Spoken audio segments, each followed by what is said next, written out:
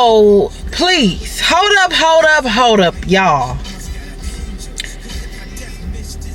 You a mama and you black or brown and you don't have a BMBFA app. No judgment, but come on, mama, let's do it, and I will tell you why. While you multitask right now, let me tell you about it. The BMBFA app is a parenting app. It's a community of people. It connects you to different groups, and if you're also in Detroit, check out BMBFA and attend their breastfeeding club, attend their breastfeeding class. And it's not just for women, it's for men too. If you're involved, if you want to be involved in that process between your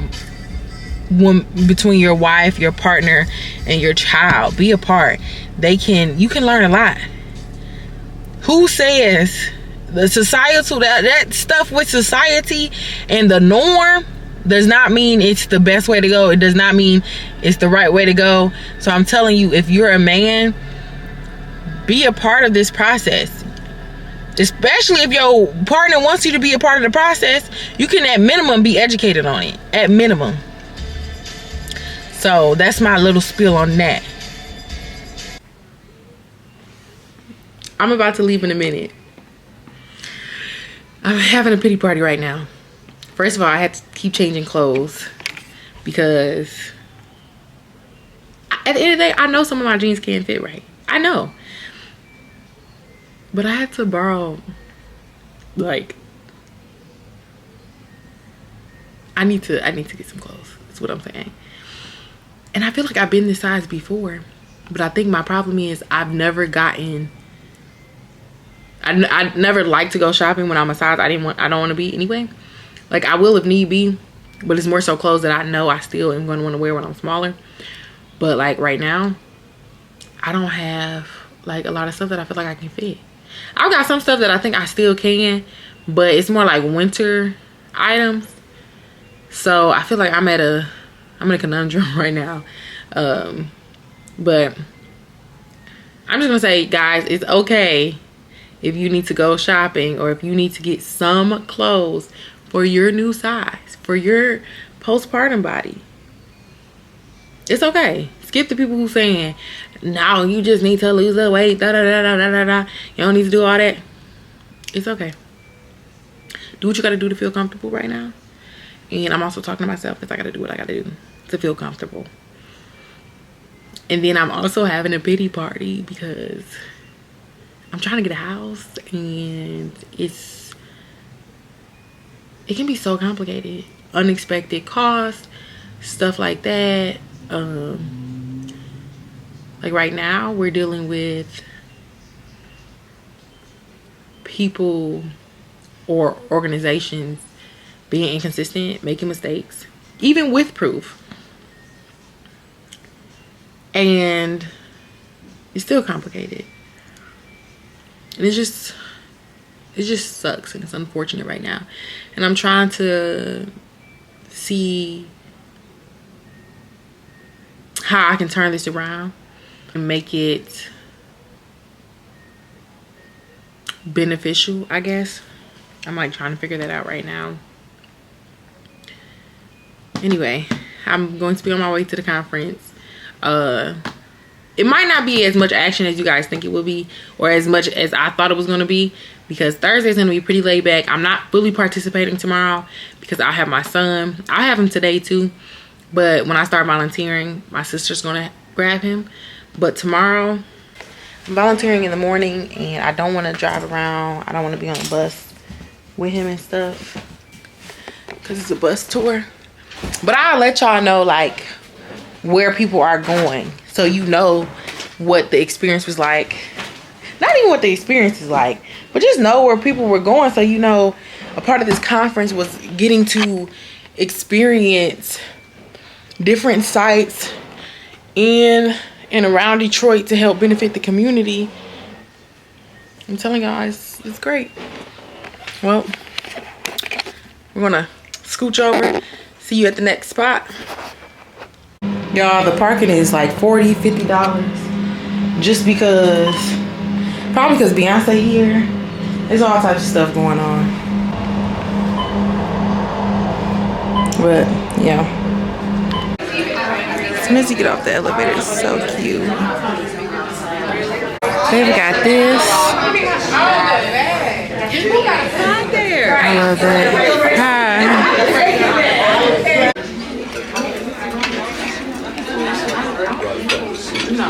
I don't want to get too close. It uniquely positions the Black Breastfeeding Caucus to achieve systemic the Black breast change that has yet to occur. So the mission of the Breastfeeding Caucus is to mobilize families, communities, public and private institutions to create to this greater cause. Everybody has a part to play. And so the Direct Service Committee is primarily focused on, I can talk about those lactation consultants, people that are actually working one-on-one with mamas, with babies. So they work to uplift those professionals. And we have a rep from that committee. I'll get into that in a little bit. Then we have advocacy. So advocacy is focused on policies that are affecting Black breastfeeding families.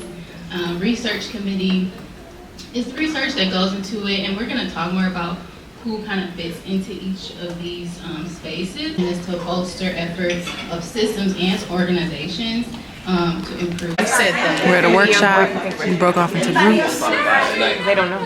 I decided to go to community. Community and family committee. So I don't know how that works. You know, I know that's illegal. I need a grassroots group that's going to help me advocate, and maybe they're going to be on Channel 7. And then maybe that'll make my but it's priority to them because, like, of course, with schools, community centers, and even with churches, like, you know, they would even do a crying room before they would do a breastfeeding space. Yeah. And the inconvenience, who's being more inconvenienced here? The baby, nobody cares about that. Right.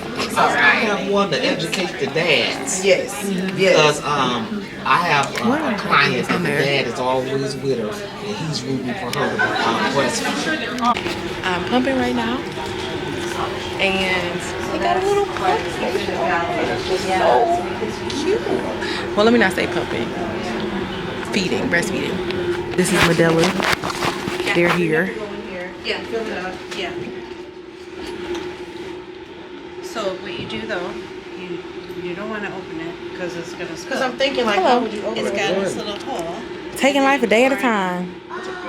Okay. I did that the first time too.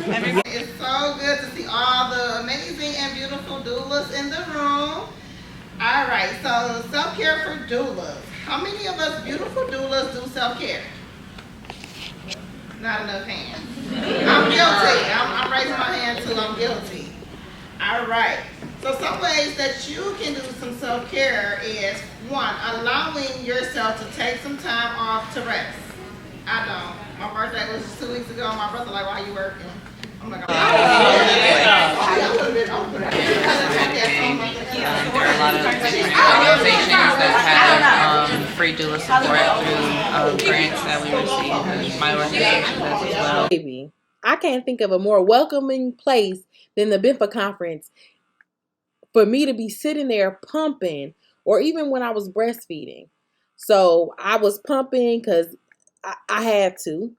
And I just went off to the side and focused on that for a bit. I'm honored to be chosen to serve, to nail vision, guilty, forced, hundreds of walk. I am worthy because I am you. Because of this, I know God exists. She is in the building, barricaded from her creation. She speaks to me in memory. My past life dissolved into her, to where I've been. She is inside of me, whereas out of me, I go back into us. My relationship with her falls outside the boundaries of traditional religion, societal, folklore, cultural limitations. It is boundless as we exceed possibilities and transcend expectation and exist in each other in everything. We are the molecules of water in your blood. We are all connected in the basin of God. Off my skin, I will trigger. Pour back into her, so that she is replenished and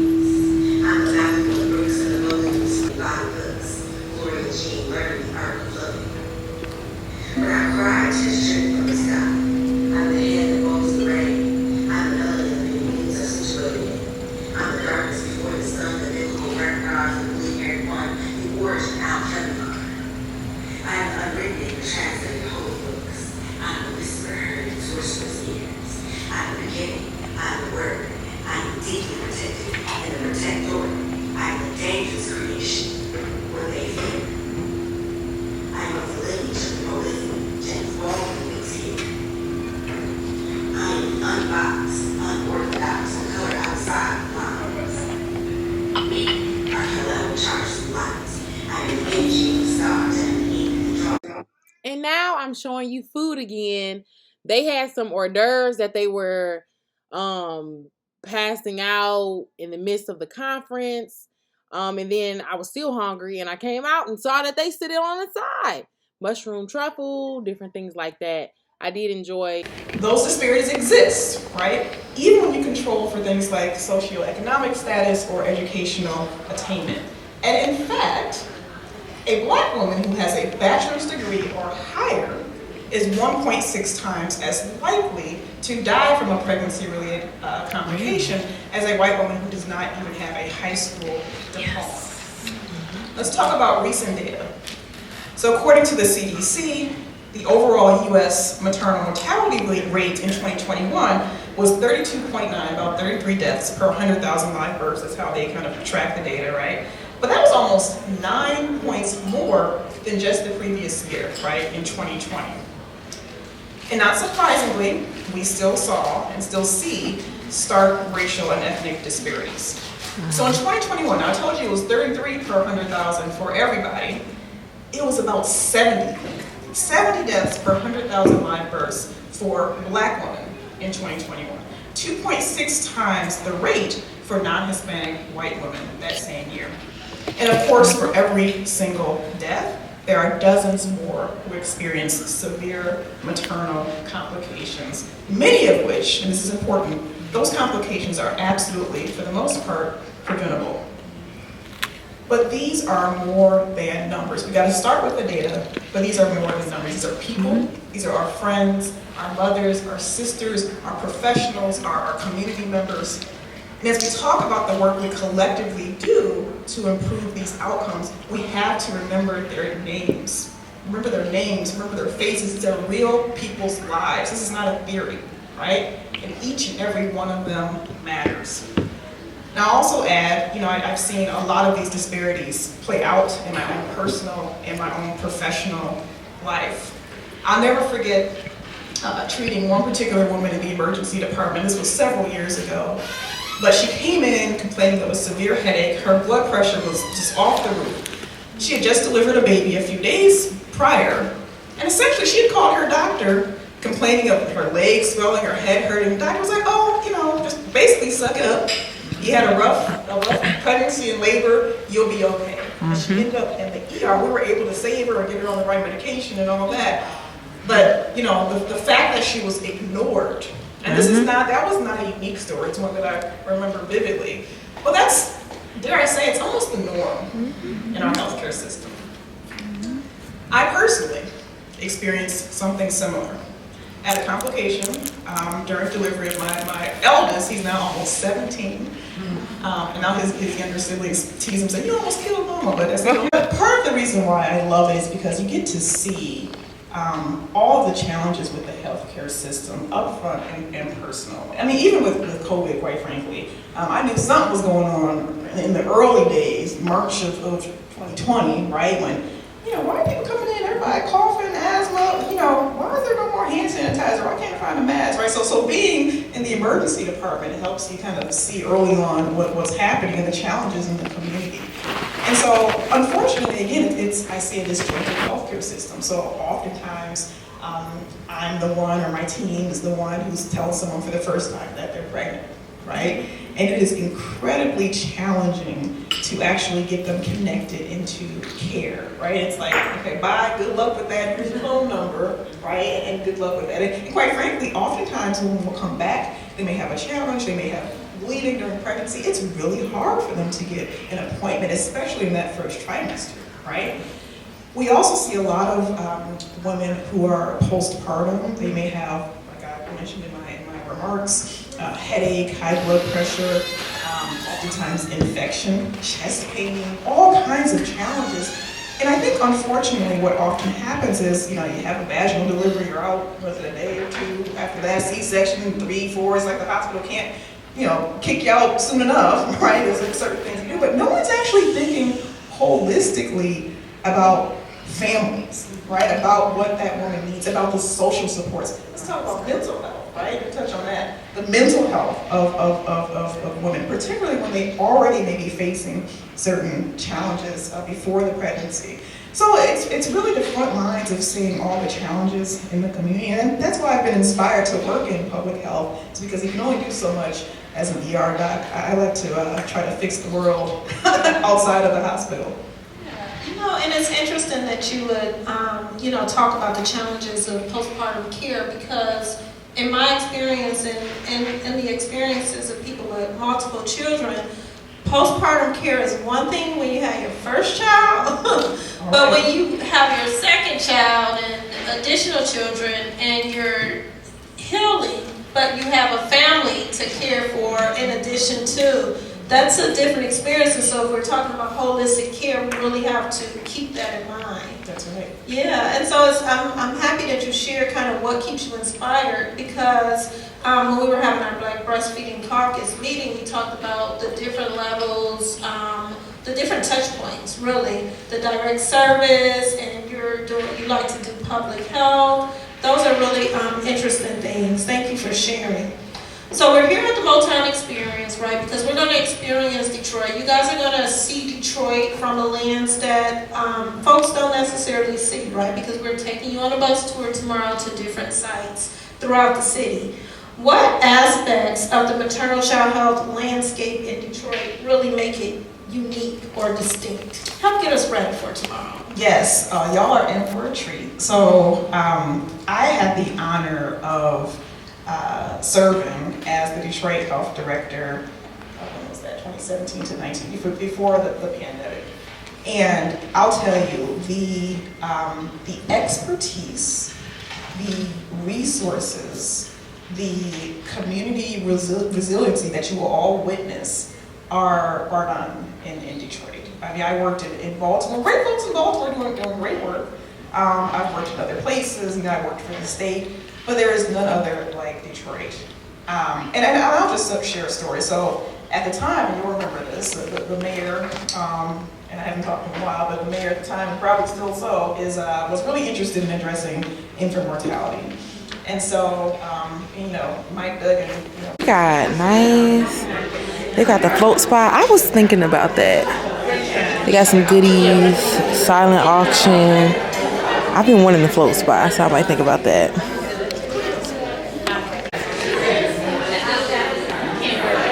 Better Made Fago. That's dope. I done seen some fine looking people ready for this Beyonce concert. Yes. I should have went to the bathroom. I'm so mad. But I'm ready to go, because I'm ready to go home, pump, and finish the stuff on my schedule. That's what I'm ready for. And I'm about to be on my way to pick up my son. And I gotta turn Bluetooth off, so I don't have no storage. I mean, my phone about to die. Anyways, toodles. Catch you at the next slide. Catch you on day 2. Or keep watching so you can see the BMBFA Conference, see what's up, what's happening. So you can see what's happening. Yep. I'm anxious right now because the power's out, and it's bothering me because I'm thinking about, first, my milk. I have frozen milk in the deep freezer downstairs. I need another deep freezer to put them in, because once you thaw breast milk, I'm following the guidelines. Maybe some people don't, but I am. And once your frozen milk thaws, that's it. There is no refreezing. And I'm also not about to put it in a deep freezer to a regular freezer. I mean, I will if I have to. But to me, I feel like that's still some type of process of thawing to some extent. I'm nervous about that. And I can manual pump. I do need to pump, and I usually use my electric pump, but I can manual pump. That's one of the reasons why I got one, just in case. But this is making me really nervous. If I have my own place, I would definitely try to get a generator.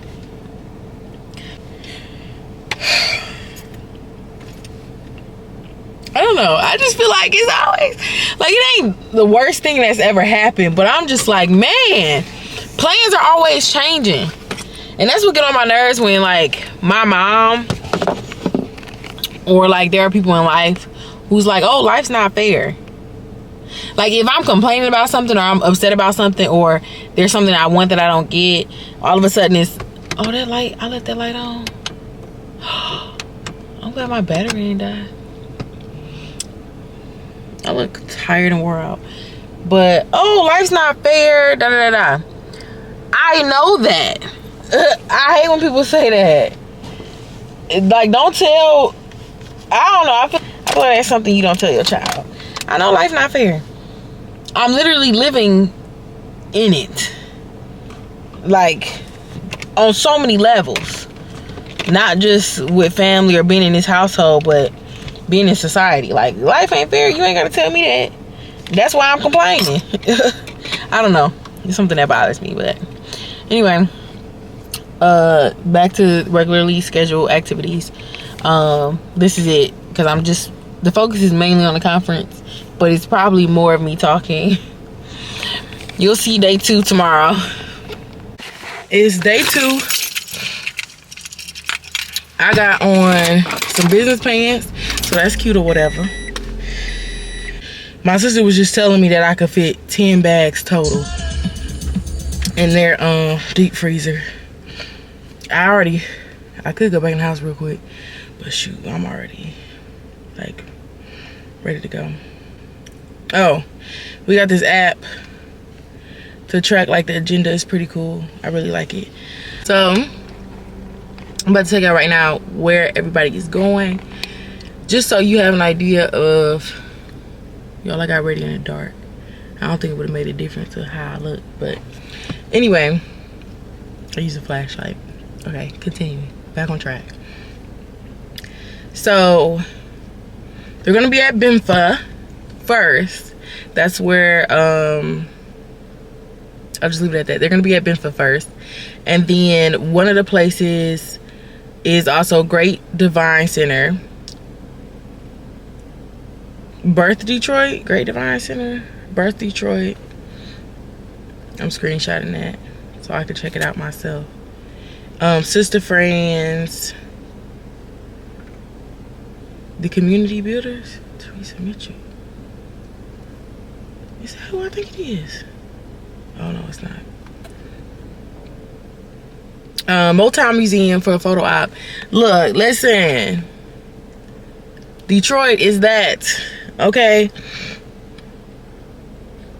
And then the fundraiser dinner is tonight. So yes, those are a few places they're gonna be. I think that's really dope, because today is about, as far as my understanding, today is about showcasing the different resources, the different organizations that we have in Detroit. And I'm sure there's more. There's definitely more that's out there, but these are organizations that I feel like, you know what, I'm not gonna say, like, speak too much on that, because I can't describe it accurately, but basically, like, I'm sure there's more organizations out there, and it's more that I know about, that service like other communities. But what I will say is what we're doing today, of course we got to do BMBFA, because it's the BMBFA conference, so of course BMBFA is going to be one of the stops. I love Birth Detroit. I took my childbirth class to them. I'm a big fan of Birth Detroit. So, and I'm not too familiar. I'm also in Sister Friends, actually, but I'm not too familiar with the other site. So I had to do some research on that, learning something about that. But it's pretty exciting. Well, I think it's good that they're showing what's around here. I'm not gonna hold you, but I'm telling y'all because I won't be there to show you, because I'm not going around like that. That's a great question. So I'm situated in corporate community health at Corwell as a program manager there. And to me, the merger has created a lot of blank space that I was allowed to fill with my own passion areas. So there were a few things that I was asked to do by my leadership that I used to be present in. I joined SIP Quick's advisory council, so that's Southeast Michigan Perinatal Improvement Quality, so I'm an advisor for that organization. And I just really started to make connections, and when I was in leadership, I would say, you guys have made maternal and infant health a strategic priority, but this is what really needs to happen. What y'all talk about is not where it's at.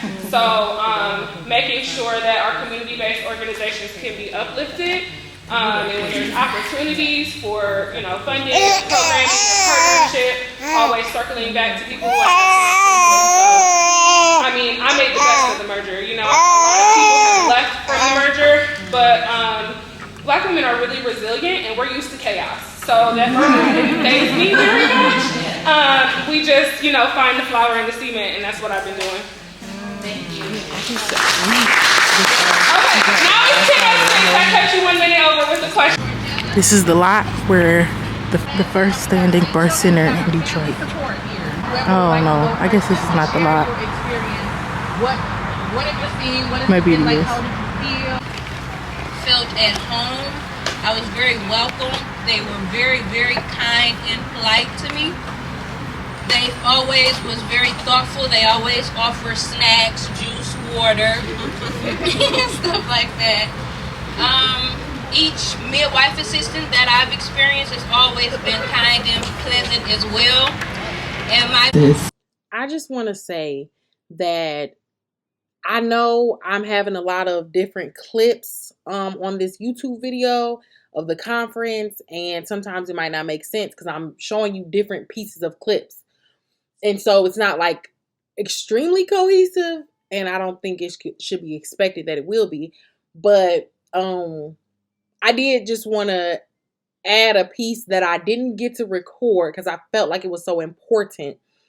But one of the people that you see in this image that I have here, one of those women spoke so profoundly of Birth Detroit. And I'm not surprised at all because, hello, I expected nothing less than Birth Detroit. But what she was explaining was how she really felt like she didn't have a support system. This is me paraphrasing. But she didn't really feel like she had a support system. Well, she didn't have a support system. She didn't. When she found out she was pregnant, they were not there.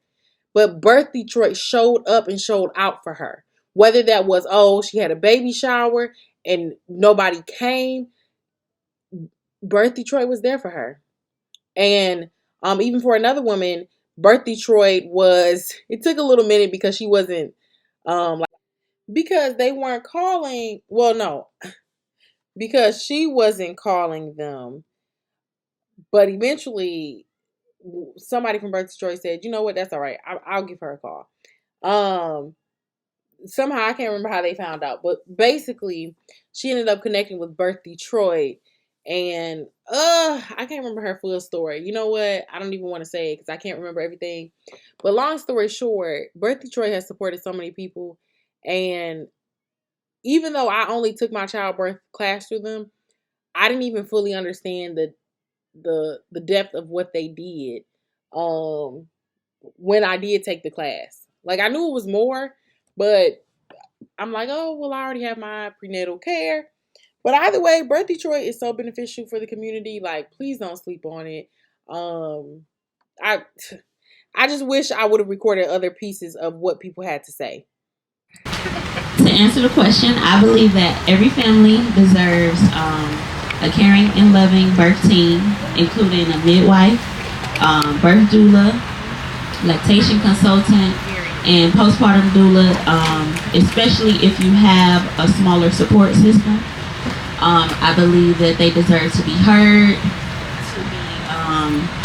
to feel seen, and to feel supported. And Birth Detroit is setting the tone for that. They're creating that, and everybody else should follow after this. We no longer have the excuse that there's no example of it because of Birth Detroit. That's a quotable. I feel like every Black family should feel, like you said, heard and safe. I was terrified. I have really bad anxiety, and it comes up in hospital, doctor, white coat, lab coat settings the most. Yeah, like I don't know what it is about that, but it triggers me every single time. And this did not feel like that. And I feel like everyone deserves to feel safe like that, because I was terrified. I didn't feel comfortable with anyone else that I talked to. I didn't feel seen with anyone else I talked to. Everything that I mentioned, they either turned an eye at it, or they were telling me, oh, that's not possible. Oh, we don't really do that, or all these other things. They didn't want to give it a try. They didn't want to listen. They didn't want to think about it. But everything that I mentioned, everything that I thought of, everything that I felt was valid to the highest extent with everyone at Birth Detroit. They loved and listened and supported everything that I was trying to do. So we just want everyone in the room to know that Birth Detroit is a nonprofit.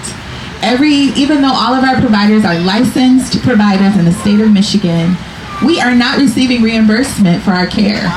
And so that is why it's essential that we support ourselves and that we remind ourselves we don't have to wait to do what is right. So we're gonna give the audience maybe a few minutes. If there are some burning questions, if you have a burning question, I'm gonna ask you to stand by me. Any burning questions? Anybody got a question? Now that's a new one for me. I see you, come on up.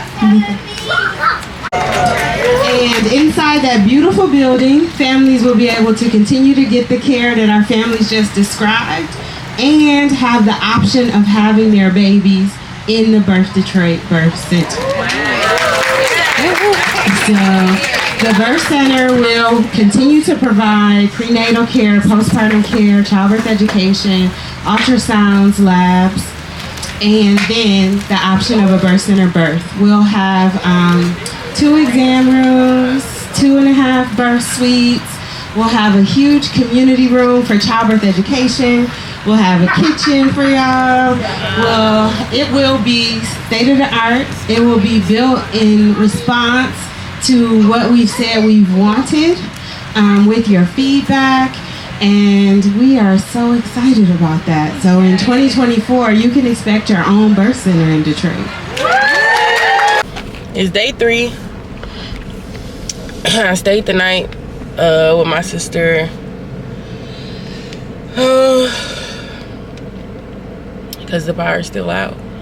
And I did not restock his diaper bag. I forgot. So I feel like I'm all over the place. 2 miles, take exit 70 on the left, merge onto M8 East toward Davison. And I'm just really bothered right now. Like this morning, I'm not in the headspace. I know I said that before, but this morning I'm really not in the headspace. Dang, you can hear my background loud. But yeah, I'm not in the headspace. Like right now, like I'm not in the worst situation. It's one of those things where I'm not in the worst situation, but I strongly dislike my situation. And anybody who's gonna sit here and tell me other people got it worse, you don't need to talk to me, because I don't care. I don't care that somebody else got it worse. That's obvious. It's always gonna be somebody that got it worse. I could be homeless with a baby. Somebody got it worse. It doesn't matter. That does not invalidate what I'm going through and how I feel. And if you're listening, don't ever tell somebody got it worse. Don't say, well, imagine what it's like to be homeless. Imagine what it's like to do this. No. It's valid. Your problems are valid. Don't be that person.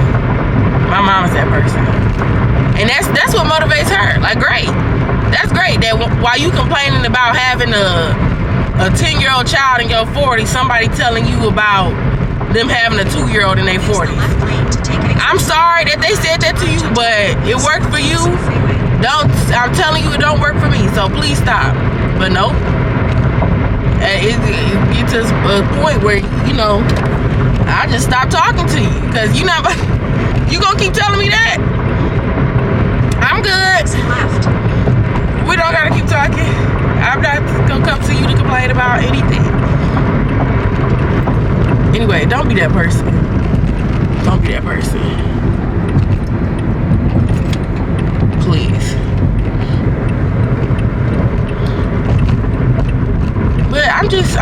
behind the headspace because it's like I feel unprepared right now because was it coming from home? So what I have for Samir is not like ideal. He might look uncomfortable. So I'm just really nervous. Anyway, I'm trying to move out. And like I mentioned before, like this thing with getting this house. I want a house, I don't want an apartment. It could always be turned into like worst case, like it doesn't have to be a forever home. You know? I don't want it to be a forever home. But I want a home. I want to be settled. Something like that. And I don't want to be paying $1,500 for no apartment. I had my last apartment, I was paying like $1,000 something. Did I own it after a year? No, I didn't. I didn't own that place. So it's just I'm living with my mom and I'm over it. I'm uncomfortable. Like I'm just in a place of trying to literally figure things out, and I am generally a hard-working person. Like I'm going to stay productive. There is no she be at home twiddling her thumbs. There is none of that. I need to be twiddling my thumbs actually, because it's about time I chill out. I need to be twiddling my thumbs, but do I? No. And the people who think it's easy to be at home with your child, I only have one. I don't have a newborn and a toddler. I don't have 2 under 2. I don't have this or that. But I know, I can imagine, I can or can't, I don't know. Imagine having 2 under 2, dealing with a newborn, dealing with a toddler, because I'm struggling now. I'm struggling a little bit. Like, it's not the worst. Like, he knows day versus night. You know, and I think the schedule that I put him on, I think the book that I was reading for that, he knows day versus night. My free time is in the evening. I do what I gotta do. I edit my videos. I try to work on learning something new. I mean, if you really know me, then you know what's up. But I'm always doing something. And I have resentment towards certain people for not recognizing that and for thinking quite the opposite. That I'm at home and it's so easy, and well, if it's not easy, you choose for it to be hard. You know? Speed check reported ahead. Stuff like that. 5 south. Like, I choose for it to be hard. Yeah, because you could just be laying down, you could be doing this. How am I supposed to apply for jobs if I lay down? How am I supposed to work on YouTube if I'm laying down? How am I supposed to learn this if I'm laying down? You feel me? I have resentment for different reasons, but I'm working on that. And it's just turned into a whole rant because I'm just thinking about all of this morning. Stay in the left 3 lanes. I don't know. I might not even put this in the video. I might. Because it's not, again, this is really about the conference mainly. And coming to me with the conference. But I mean, maybe it's okay that I'm talking about this because it's on my mind.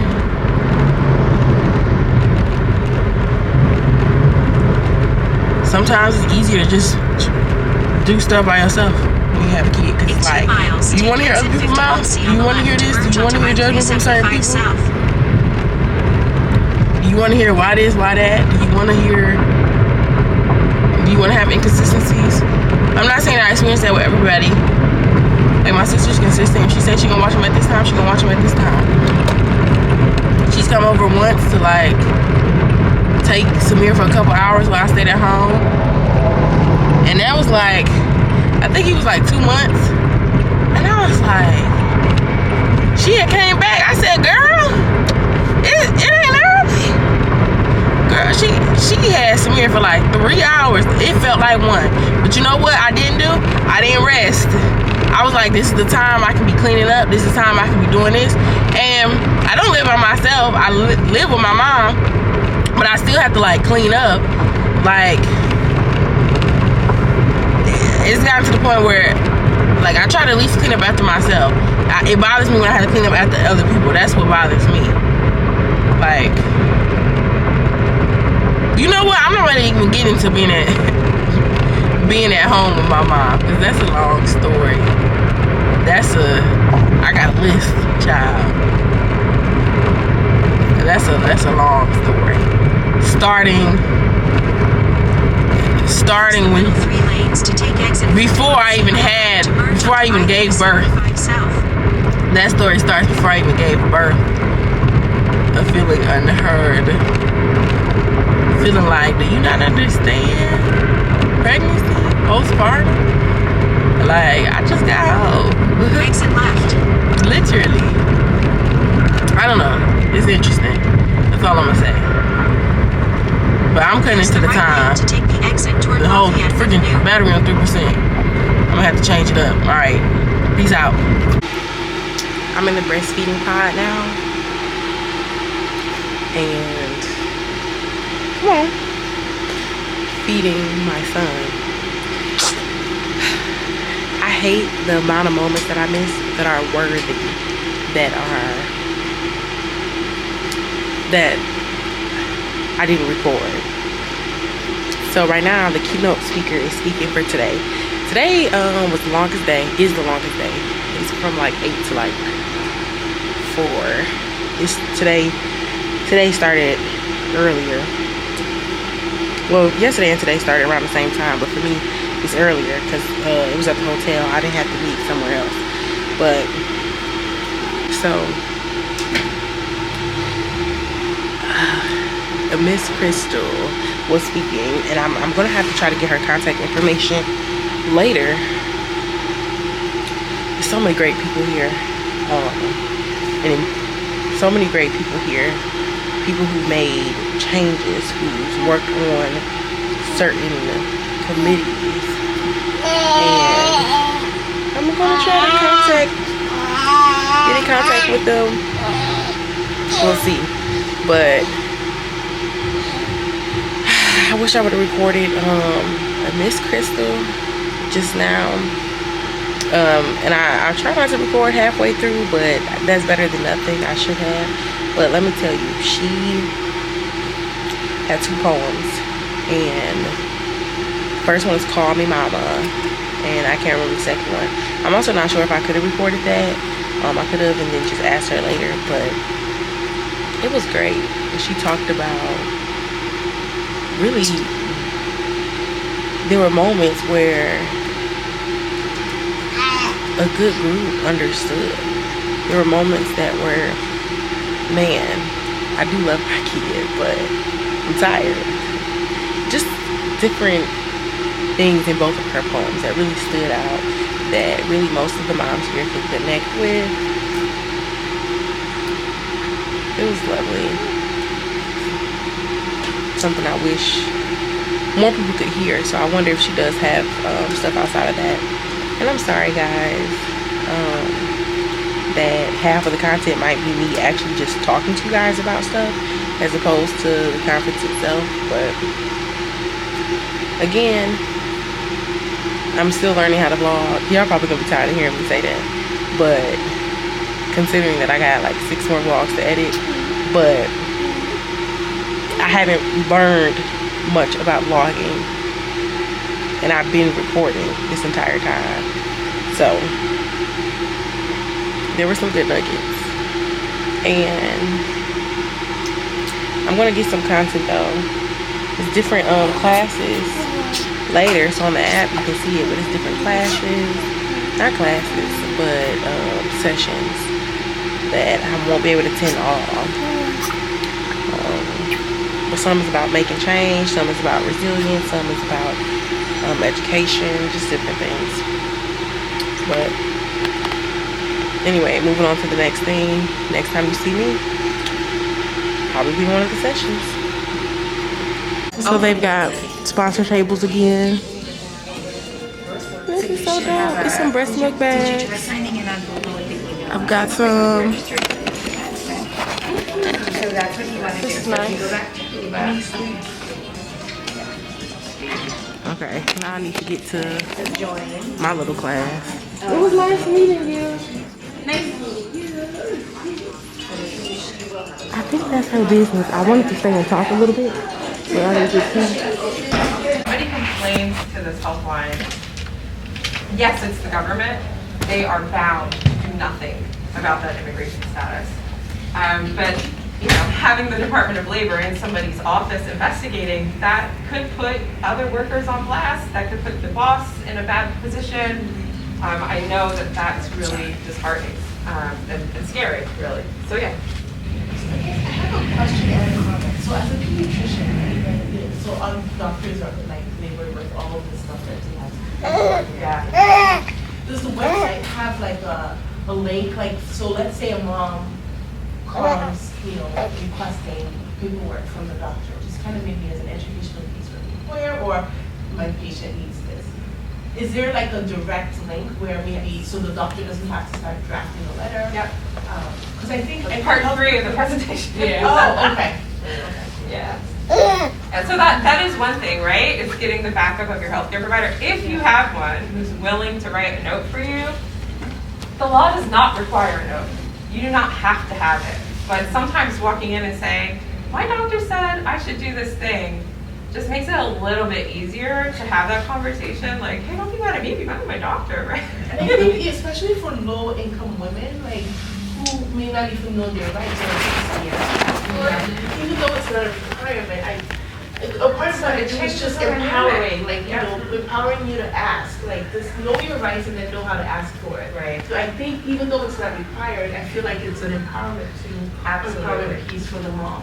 Absolutely. I actually had a worker tell me, like, it felt like I wasn't in that room alone because I had that note, right? Right. So that's something we always recommend. Anything else? What do y'all think? I guess it's not a level, but it's not. So, like, what's good advice for, so I work for WIC, and a lot of times our moms are saying to us, like, I'm nervous about losing my job. Whether it's immigration status or not, like, they're just concerned about losing their job. Like, what's a good way of telling them that, you still have your rights, but still can not have to have fear of losing your job for it? Yeah. Well, I gotta be real with you. Sometimes it happens. Right. Right? Like, even though it's illegal. But I do, especially with this administration, they are serious about this law. They respond to phone calls, or they told us, they respond to phone calls about this within 24 hours. They are doing the investigations and putting in the work. So I would say that not only is it illegal to not give you this time and space, but if they fire you or try anything against you, there is a federal government office who will investigate them, will get you your job back, get you any money for lost wages. But at the end of the day, I cannot say there's no risk, right? Nobody wants to go through that, even if it ends up fine in the end. So I reiterate the fact that the law has their back, the law protects them. I go into meetings with people sometimes. They got masseuse. Look at that.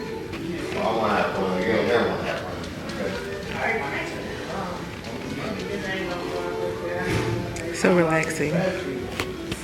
10 minutes.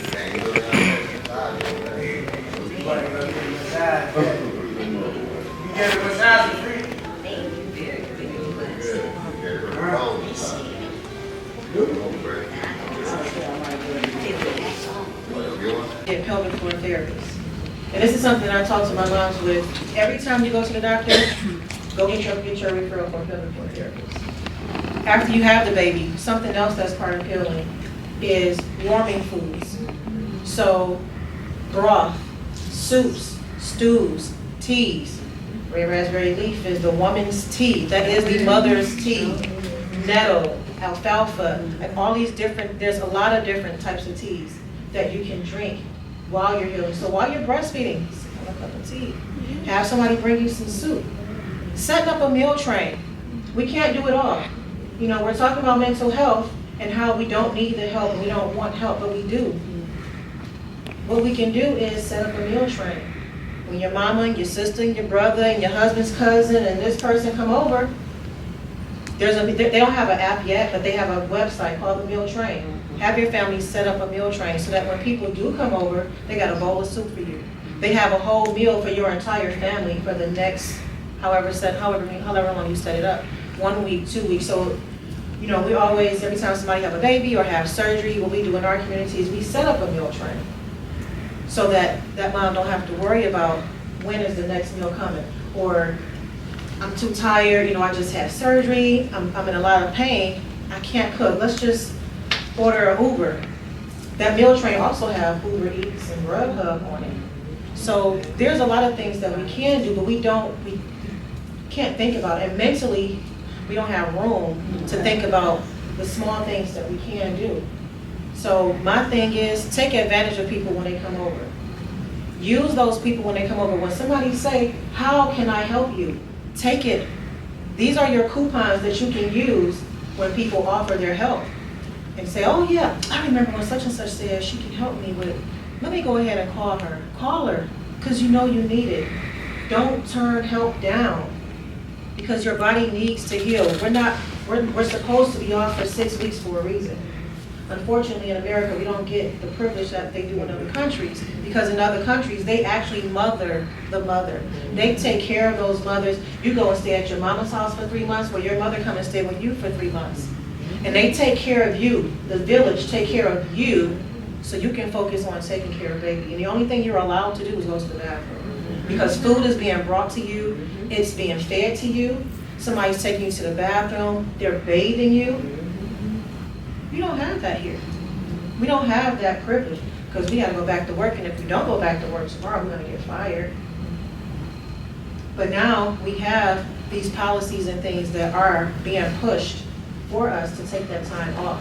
They even have paternity leave, so let your husband or your partner take that time off, if he can, to help you, because you need that help. If you don't heal, it will catch up with you. And then years later, you're going to wonder why you got prolapse. Why your insides are coming out your body because you did not take care of yourself. And now you're having anxiety and you got all these mental health issues, mentally and physically. So if we don't take care of ourselves after we have our babies, you will pay for it. Your health will pay for it later on. And it goes mention too, other things that we have going on, medical conditions that we have on. Added to that, you have high blood pressure, you had preeclampsia, your feet was this big by the time you had the baby. All of these factors play a role into your mental health. So we got to get that help. We have to get that self-care. Just getting in the tub and taking 15 minutes to just, not that quick shower, actually get in the tub and sit for 20 minutes in the water with some magnesium. Oh yes. With some magnesium, and just let your body relax, relay. Right, and going back to what she said about setting up the emotions, partners, they want to be involved. A lot of times they just don't know what to actually do. So if you give them a task. A doula, postpartum doula in Chicago, who basically had, I think it was 6 of her closest friends come after the baby shower, and they had like this blessing, but also like this sisterhood commitment to one another and to like her and her family. And so they all had to play a role. And they kind of all held each other accountable, you know, in the group text or whatever. But afterwards, then they came back together and came around her and blessed her and the baby. But they, you know, they kind of held each other accountable for the roles that they said that they would play in her life. Which is similar to like in Africa. You don't need to do all that because it's their instinct. Yeah, they just do that. So. Yeah. But doing it beforehand, having that, I think, is also helpful to kind of relieve a lot. Yeah, you have your birth plan, setting up your support team plan, and your postpartum plan. Right, and it's reinforcing the village. Right. And then even as that child gets older, now it's that accountability of the village as well. Also, when you're putting all your long list of things for the baby, what about you? You forget about yourself. You need pads. You need a nightgown that opens in the front. You need nursing bras. You need those pads to go in your underwear. You need underwear. You need that tea. You need that, you need the spray. You need things too. So add things that you need personally. Self-care things that people could purchase for you. And then that way you're getting things for yourself. And dad too, don't forget about dad. Yes. What do he need? find out what he needs too, and add all those things for the mother, the father, and the baby on that list. And they can even have like have a fundraiser, so if you can't afford a doula, get a doula too. Put that on your list. I need you to pay for me a doula, mama. While you got this person buying a car seat, this person buying a stroller, I need you to buy me a doula. Okay. Normalize especially for overnight care. So a lot of white women use overnight care. They're gifted $3,000, $5,000 for overnight, like hours of overnight care. And so that's the thing that I'm trying to reintroduce to the Black community, because we don't necessarily have the mom, the sister, the aunt that's there, but that's like our village. And the difference too is like a lot of Black folks, they're not gonna let you be around their baby like that. They want to take care of their baby. So just stigma there too. It is a slavery. stigma, exactly. Like, nobody's gonna be taking care of my baby. Exactly. I'm not taking care of my overnight child. for what? But I think you have to reintroduce, like, you do need rest though, right? And so in other cultures, especially where in this American world where it's go, go, go, you don't have that luxury of having, people come in to stay with you. Then hire a postpartum overnight care doula that can give you a night or two of rest, will drastically transform your life, especially if you have other kids, But a lot of people don't know that's a thing. Can I chime in? And flip it on the other end, which I've noticed some of my mommies who say that I don't want family in the home for the first couple of weeks, and how that can be connected to mental health as well, because people want to come and they don't know how to say no, and there's added stress. Like, how do you feel like I gotta intervene? Okay. So I work with a whole group of doulas. I'm that person that's like, I'll say no for them. Like, I'll say no for you. Because there is like, and it's not even just like with like parenting. I think it's just like, just Black people are just friendly, and it's just like, oh, well, let me help you. It's like, I don't need your help actually, like, because you raised me, and you are right. I think it's also just a thing of like wanting to be respectful, but I think there's a fine line between being respectful and then just ignoring your own boundaries. Yeah. So I'm the queen of like, oh, you don't want your mom here? All right, gosh, give me her number. Because she might get mad at him, though. That Amira is rude. I might be, but this is what she wanted, because there is just like, let me bond with the baby, and that goes far. I talk about the family advocacy. You have to learn to advocate. And sometimes people want to have that, I just want to be near my baby for a few days or a couple days. And that's okay. Because guess what? They'll get over it. Yeah. And my thing is, if you really care, like you say you should be okay with just dropping the soup off at the door and understand. Right. I will see you next week. Feelings. Like, I'll see you next week. Don't take it personal. It's nothing personal. I just want to use this time for us to get to know each other, for us to bond. And I need that moment. I can't have that moment if people are constantly walking in and out of the door. So, but trust me, when later on you can come over and we could do more things. But right now, I need to rest. I need to rest and learn my baby. Yeah. And learn me. I was gonna say, we also just have to normalize the fact that like these babies are strangers. Like my mom to this day is always like, you really called my grandbaby a stranger? I said, girl, I just met him. Like I don't know him. I don't know him like that. Like I know him, but I don't know him. But like you really think about it. You go into the hospital. When is he gonna wake up? When is he gonna Exactly. sleep? You go in the hospital. It's just you and your partner. You come out. It's this brand new person. You like, well, all right, hey. And then for the first like 30 days, they don't know that it's daytime and then they should be awake. And they sleep all day, and then all night they just up screaming and crying. It's like, shut up. But like, if we talk about it that way, and like, I always get this reaction because I do this with my moms in my program. I'm like, y'all have to just be honest. Like, I don't know this baby. Like, give me some time to get to know him or her. Let me know how they like to breastfeed. Let me know how they like to be soothed. Let me learn my kid before y'all all like, oh, he look like him. Like nobody. He don't look like nobody. He's like a scrunchy old man. I didn't like that. They weird. It's okay. I was gonna say one of the things that I tell my moms and even like some of my older friends is like, hire a housekeeper. Oh, girl, that's the best thing I did during pregnancy. And for myself now, I have a housekeeper. Like, I don't have time to spend. Like, but that is just some of somebody come in your house for a couple hours and clean your house so you can rest with your baby, and you're buying all the strollers and stuff anyway. A housekeeper is $20-25 an hour.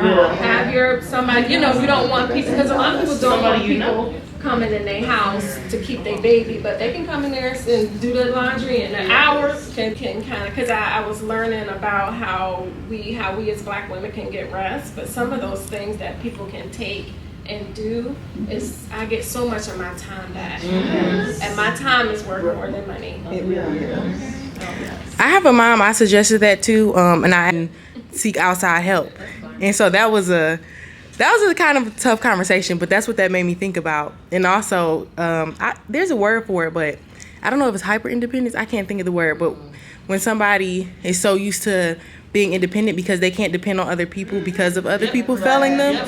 So I'm wondering what suggestions could I offer that person, or even I think it's a just to have with her partner to say, like, what is his actual, because sometimes that's what we think, but that's not even what they think in regards to gender roles, right? Yeah. And evaluating what we believe our gender role is, or what his expectation is. And so if he does have that expectation, you can then communicate. Anymore. We're doing combined, and so those people will have about 25 to 30 families that they serve, but we have to make sure that we keep a close eye on the acuity. So we base that, we have tiers where we level out the type of, stuff going on with the person based on their medical history. So if you have someone that has a history of cardiomyopathy, they would be at the top, because we're going to have to stay engaged with that family more frequently and really, really talk to their provider about things if needed. And so just keep that in mind. Like, it's not necessarily like specific, because it can just change, depending on what's going on. And so, any other questions? I have one question. Thank you. Thank you. The keynote this morning challenged me, and I appreciate that. And Marquita threw the book out during her session today, and what an amazing conversation. And that was a beautiful sight to see. Thank you.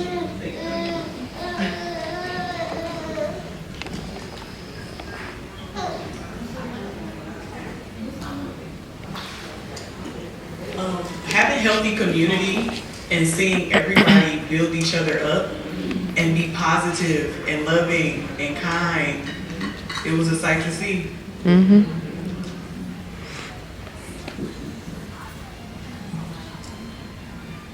I have never been in this type of space with so many Black women before. You know what I mean? That is just really hitting me. Like, that's just so beautiful to see. And I also put it on there already, but I feel like when I eventually become a mother, I'm allowed to have a peaceful journey. I'm allowed to have a restful journey. It doesn't have to be like what every single woman in my family has gone through. Misery, hard times, feeling like I would never do this again. Feeling unsupported. It doesn't have to be that way. And so that's really, like, it's changed my life. For motherhood journey, I want that real bad. So what can I do to see change in my lifetime? That's what I'm thinking about. So I was in Marika's session today, and we were talking about property of people in incarceration, and I believe you did. Yeah, this was your session. She said, if it's not nourishing you, it's killing you. What is killing you? And so that's something that really hit me, and I want to think about that. You don't get your 10,000 steps today.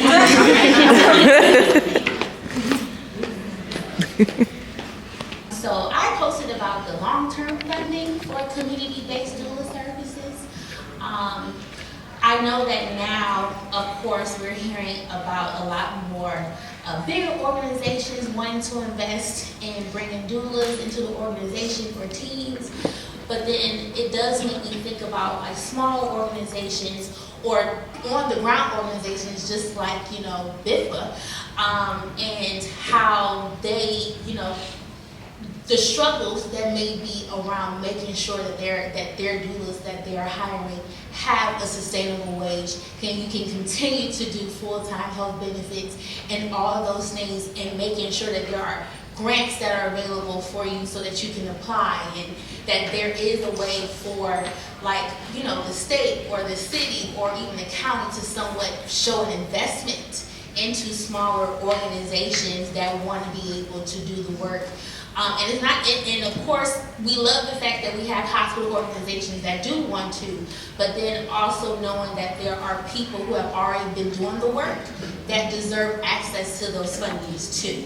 And that we also deserve to make sure that, you know, our services can continue to go, because at the end of the day, it is the smaller groups that are maintaining those numbers around doula services, and they're the ones that are the first touch.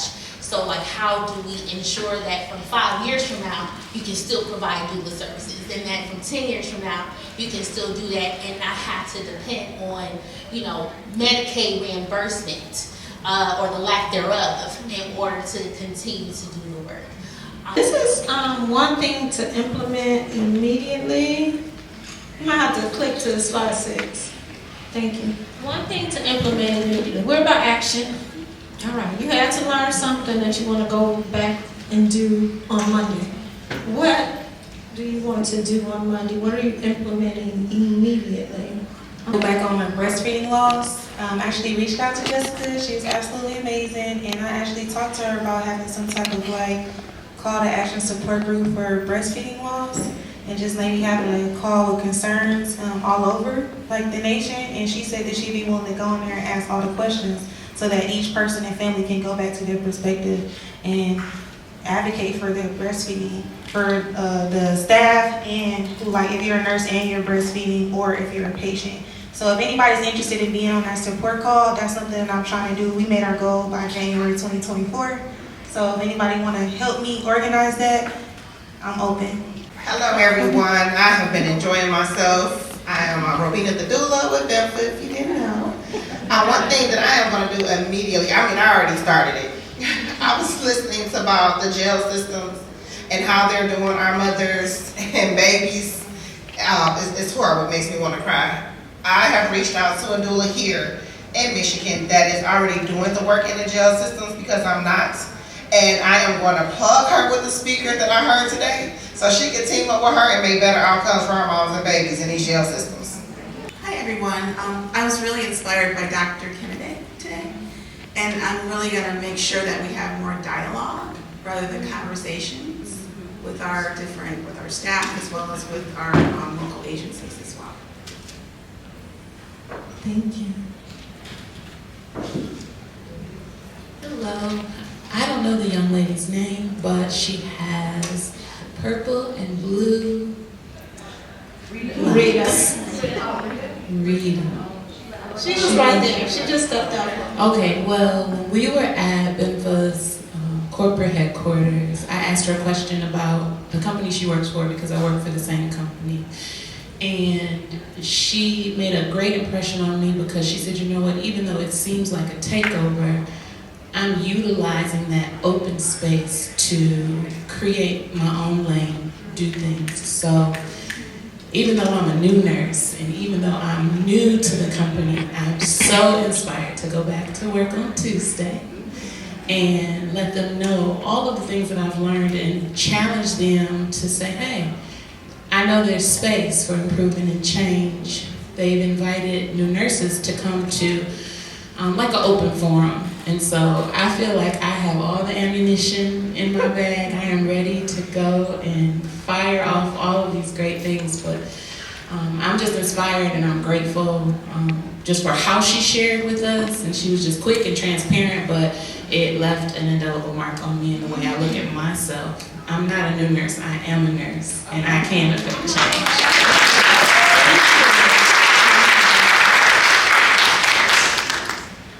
Malika Gardner.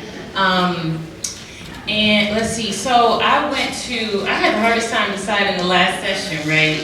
And so I went to, I had to pull it up, the parental mental illness, understanding its impact on the early relationship. And I learned about the Wayne Health pediatric clinic and how they are going to be adding in mental health services actually on site. So families, moms, parents, babies will be able to get mental health support for postpartum right there in the clinic. They don't have to travel, they don't have to find a babysitter, and then it's going to be the parent and the baby receiving services together. And so I thought that was so impactful and powerful, because I'm always thinking about how are the systems, or how can we restructure the systems to be more parent and family centered, right? And so similar to some of the other thoughts over here, thing that I want to implement and have implemented immediately, I already introduced somebody to the presenter, is like we don't have to work in these silos. Like even though the introduction I made was for Henry Ford Health and Wayne Health, we can collaborate and work together, right? We have to think differently about the work that we do. So that's a part of what I'm taking with me. It's like, as we learn this information, where are the connections that we can make, and how can we work together to better support family and create better systems? Hi, so thank you for having me here, but the human milk sharing one, and then talking about what lactation looks like in the LGBT plus space, and pregnancy in that space. I know like Seahorse dads or trans men who have pregnancy. Well, that's the conference. We have officially completed day 3 of the conference, and I got some goodies. So I'm going to show you a few. I got some breast milk storage bags from this company that I never really heard of. She has 10-ounce bags as well as 6-ounce. So I thought that was really cool. That 10-ounce bags was available, because I don't really see that too often. I also got some boobies that you will see later, that I think would be pretty cool to use. I'm a doula in training. Whoop, whoop. So a community-based doula in training. And I figured the boobies would be good to help show like moms and dads, to help show self-expression. I'm no lactation consultant, but I can share what I've learned, or I can share, or we can go over things together. So I liked being able to get that. That came from Adela. And that's it. That concludes my video.